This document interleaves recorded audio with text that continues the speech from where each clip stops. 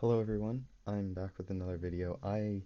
Um I figured I would start the series. Right now I've got one game left in pool play for my anti-chess world championships, and I figured I'd go through each of my games of the world championships, and I'd go through and analyze them for just for fun and as a way to look back eventually, and hopefully you guys enjoy it as well. Um Currently right now I have one game left, as I said, and I'm looking forward to it. It's in 2 days, and I'm playing Lowell, who I played in my third round match, which you will see these videos after that match. If I win the match, then I go on to the bronze medal third place match, which will rather be against Zoha Flow or Pepsi and Gaming. Um, and if I lose that match, then I'll be out. However, I will be joint streaming the World Championship Grand Final with the Unknown Guy Reborn on his Twitch channel. I'll put a link in the description to that. Um, and otherwise, before we start, I also wanted to give a shout out, first of all, to Glaue2dk, who I played in my first round match, and also a shout out to Kex09, Kex, because he made a study for every single game that happened in all of the anti-chess world championships, which has been super helpful for so many people, and I know I personally really appreciate it. And it's a lot of work, and it's not an easy task to do. So I just wanted to give Kex a shout out for all the work that he's done. But anyway, so as I said, this was my first round match in the Anti-Chess World Championships 2020 against Glaue2dk. I definitely studied. I prepared. I would say I had 2 or 3 lines prepared for this game. I figured that off theory I'd be stronger off theory, so I'd be fine there. But if I get ahead in the first couple games, then maybe I could um, not play such main lines. Maybe I could throw my future opponents off by playing some stranger lines. And generally, what I tried to do at the beginning of this is I tried to play lines that I didn't think I would use throughout the rest of the tournament, but I think would still be strong, as you'll see in the first game. So, anyways, in this first game, I have the black pieces, and oh, I forgot to mention, the game format is 2+5, and the first player to get to 5.5 points wins, unless it's a 5-5 draw, so maximum 10 games. Anyways, first game, Glaue2dk has the white pieces, I have the black pieces. I think I can flip the board around to show it from my perspective. There we go. That's the one. And Glaue2dk opens with e3, um, as I had anticipated. Um, I then played b5, and then after the bishop takes, I played e6. This is a line I like to play in fast time control just because it's very easy. As soon as they play e3, you can pre-move b5, and you can pre-move something taking here. So in a time control like O+1, you're already up 2 seconds because you can just pre-move.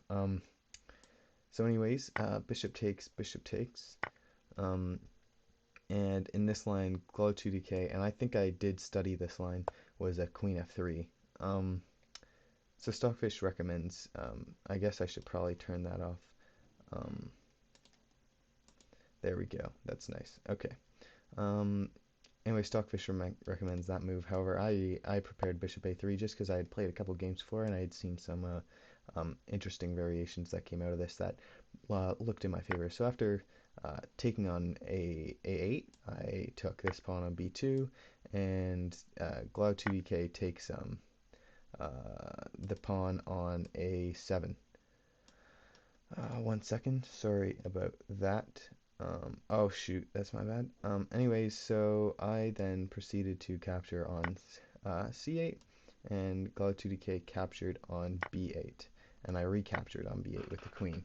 So this is Glaue2dk's losing move, which I had prepared for, at least in one game, which was a4 in this position. Now, if you want to try to find two captures, so black has 3 captures, capturing the knight here, capturing this pawn, and capturing this pawn. And in this case, black has 2 captures that lose the game on the spot, and 1 capture that wins the game on the spot. Um, if you found the move queen takes b1, that is the winning move, because after rook takes, bishop takes, and rook takes here, this bishop comes down and captures the pawn on c2, and the rook captures back. I also should mention that you can also see what the time is on each clock. The game is 2 plus 5, so you start with 2 minutes and you get 5 seconds every move. So as you can see, I'm already over 2 minutes, meaning that I'm gaining my time per move is very low, so I had anticipated this line. Anyways, I played e5, rook captures, king d7, and then after the rook captures here, Glaue2dk resigned the game. So I'm up 1-0, and we move on to game 2. And in this game, I prepared g3. So I opened with g3, and I almost never play g3, but I played g3 here specifically because of Glaue2dk's move on move 2. So anyways, we respond with b6, and I then played b3. So traditional g3 system variation. And the most common moves I would say here are probably rather g6, or you might see c5 every once in a while. But Glaue2dk plays a losing move here, which is e6. And this move loses on the spot. If you want to find it or take your time and find it, that's really nice. But I'm going to go through it quickly because I know we have plenty of games to get through. I played b4, and then after bishop takes, the key move right here is bishop g2, the only move that works in white's favor, and it works significantly in white's favor. So bishop takes on d2, this bishop comes down and captures here, and what this capture does is it forces black to capture one of these two ways, opens up for the queen, and then the black bishop's sort of stuck down here. So this is called an intermediate move. It's basically where you capture one of your opponent's pieces to force your opponent to capture more pieces. So in this case, if I were Glaue2dk just in the future, I probably would have captured the king here, just because then you have more ways to capture. But Glaue2dk captured on c1, and after my queen comes down and captured, the only reason why is because then after that the bishop could take here, and I maybe could cause some trouble, even though it is mate. But capturing here just forces you to capture the queen right after. So anyways, bishop takes d7. Here I played knight a3, and after the bishop captures, there are several ways to win. I played rook c1. After bishop takes, I think I played a4, and then a4 leads this pawn being taken, and the game slowly started unraveling in my favor. King f1, bishop takes here, and I played bishop c6, and the knight captures, followed by e4, bishop captures, knight f3, bishop captures, and then I played king e1, and then after these series of moves, Glaue2dk resigned the game as black. So now moving on to game 3, I'm up 2-0 in a game to 5.5, or sometimes 6. I should say most often 6, because draws are somewhat common, but are much more common as we get later into the tournament. So anyways, in this game we open up with the same line. I will adjust it so that you can see my side of the board. So we open up with the same line. E6, bishop takes d7, bishop takes d7. And again, as I say, I prepared these lines like this one that I wouldn't normally use in a long time control, just because maybe later in the tournament, when people are looking for moves to study against me, I play these two bishops here as a way to be like, oh, this is a strong opening, an opening I use a lot, and then hopefully that throws them off and they prepare for it, and then I end up playing something else, a stronger long time control opening. Anyway, so here a4 was played. My bishop has to capture, rook captures, queen captures d2. He captured with the king on d2, and I played bishop a3. Probably the best move here is, I would say it's probably taking with the pawn right here, but Glaue2dk captures with the rook immediately. So after my rook captures, Glaue2dk has the pawn recapture, rook captures, and the knight captures. And this is the third line that I did prepare for.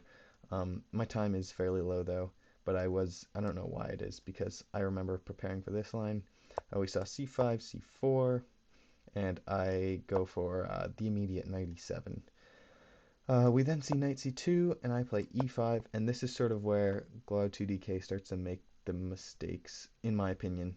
And this is what I had anticipated. We see you see the knight come to d4, and this isn't necessarily the poor move in my opinion. So we have c takes d4, e takes d4, e takes d4,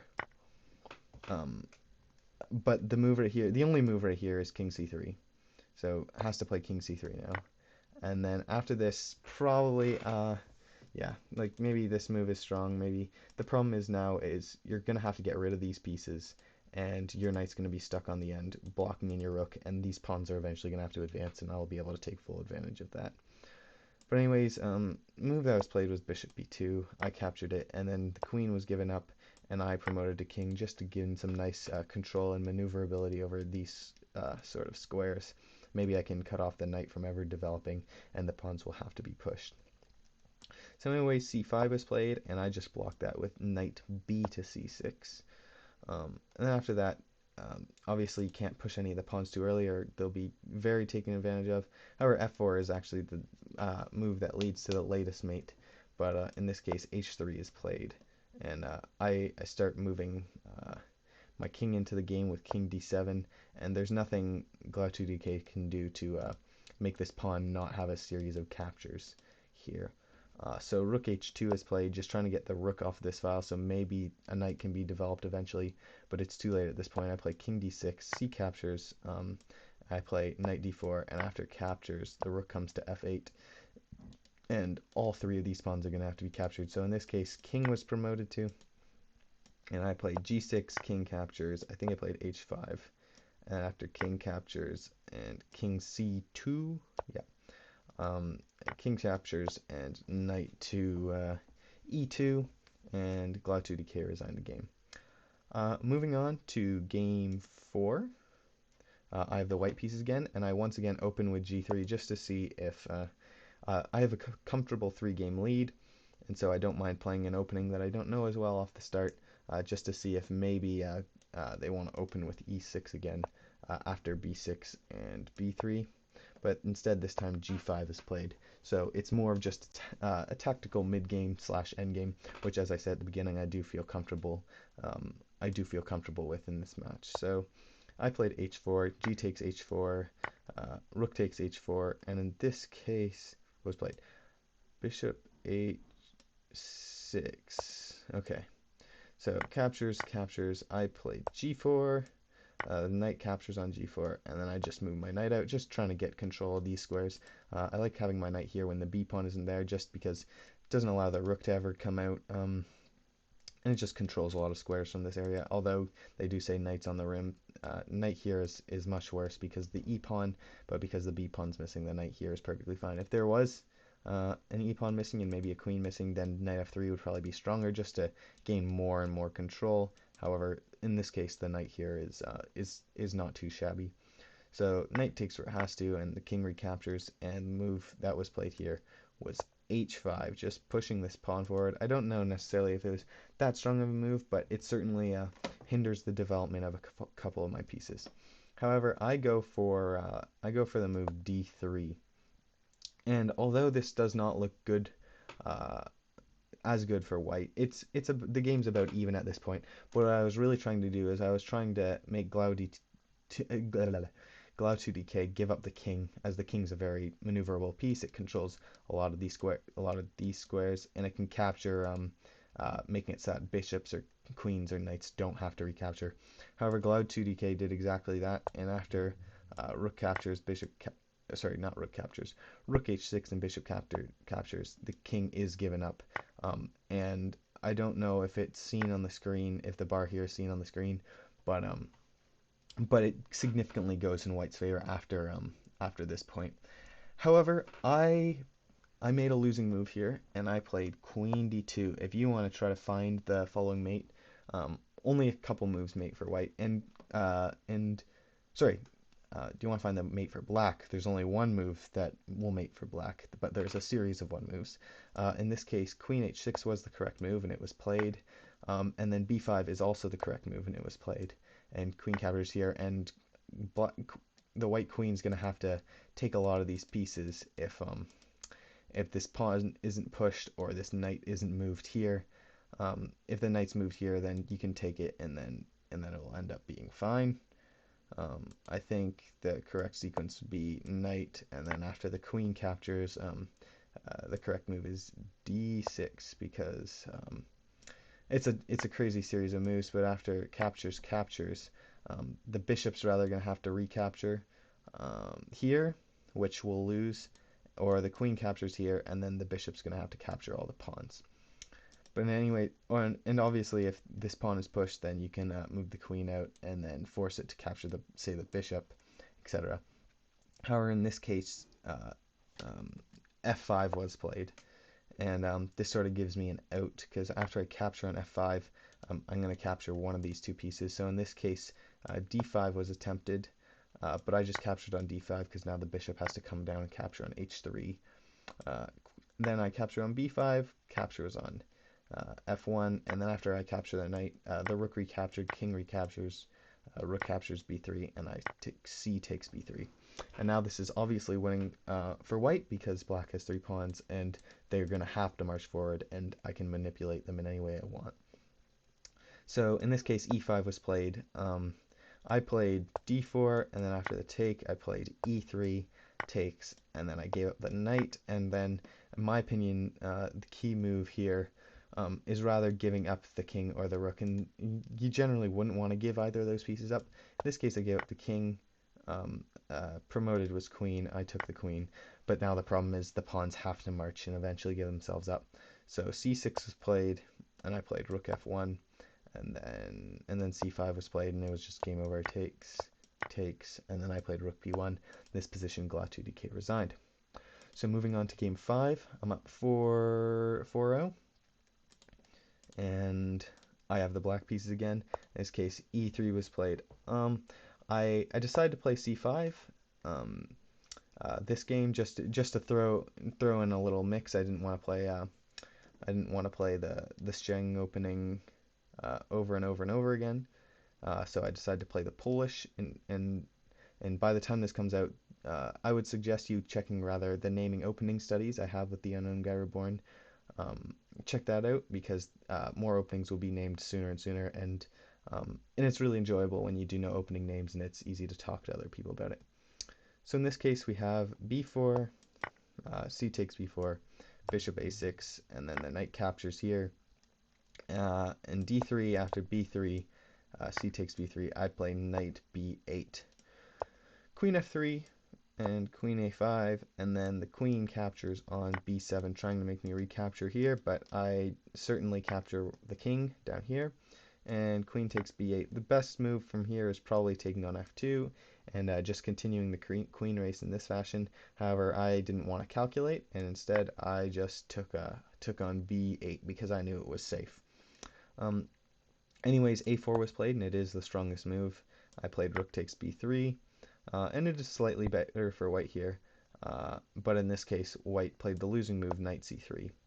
And from here, you can pause the video if you want to try to find it. There's one winning move for black, and that is this move. It is queen takes e1. Every other move was losing, except for one, I think. But yeah, every other move was pretty much losing. But after the rook captures, and as you can probably tell from this position, white's going to have to come down and capture all of these pieces. So in this case, h5, capture happened here, e5, captures the king, rook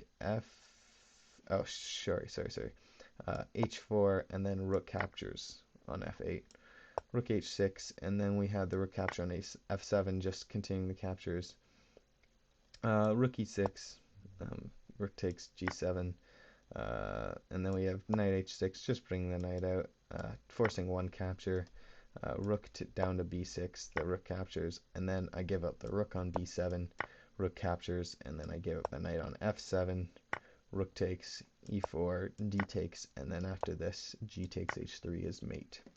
So that was game 5. I'm now at 5-0. All I need is a draw to win. And I have the white pieces in this case, and I decide to go way off all my knowledge, and I play knight h3. Forget what the opening's called. That's not good. Anyways, we have g5, knight takes, and bishop g7. After bishop g7, this is the only move. This is the main line. Bishop takes, rook takes, and these are the two main moves here. I played bishop f6, and after e takes f6, I played the recommended move of h3, not by Stockfish, but it is the strongest move in this position. I know there is a proof behind it. Anyways, rook takes h3, and the correct move in this situation is g takes h3. The plan is to have them open up their bishop, and then move the rook to g1 and take the knight and the king down here. After the queen recaptures, all you're going to be left with is a knight and the rook as black. However, I captured with the rook, and this isn't losing, but it is definitely better for blacks. So knight h6, rook takes h6. In this position, we have queen e7. After the rook takes, the queen takes on e2, and the rook takes f7, king takes f7, and king takes e2. And in this position, a5 is probably the strongest move. It just prevents the push of this a pawn. Maybe you can open your knight up right here without having to open up your bishop. Open up the d pawn to open up your bishop to move your knight out. But in this case, b6 was played, which isn't a terrible move, and I played queen c1, thinking about bringing my queen out and giving it away. In this position, knight a6 was played. Probably the best move again is probably queen a1. However, I played a losing move right here. I played queen d1. If you want to find the mate, this is a great position to pause the video. Glaue2dk started off correctly with knight b4. And in this case, I don't know why. I think the reason I moved my queen back was because I didn't want to get rid of it, but I realized too late. I didn't really take my time to think about it. But I played a3, knight takes, queen takes, and after bishop a6 is when Glaue2dk lost the win. Any of a5 or a6, I remember when I was playing the game, I thought a5 was definitely the best move. Just doesn't allow anything to happen. Like, just makes the queen capture and have a series of captures that are forced. In this position, bishop here was played, and after my queen takes, there's a series of captures. So captures. Oh shoot, I did the wrong thing. Bishop a6 was played. And after captures, and the queen captures here. Rook has to recapture. There is a mate in 11 for me right here. If you want to find that, the correct move to start is rook a2.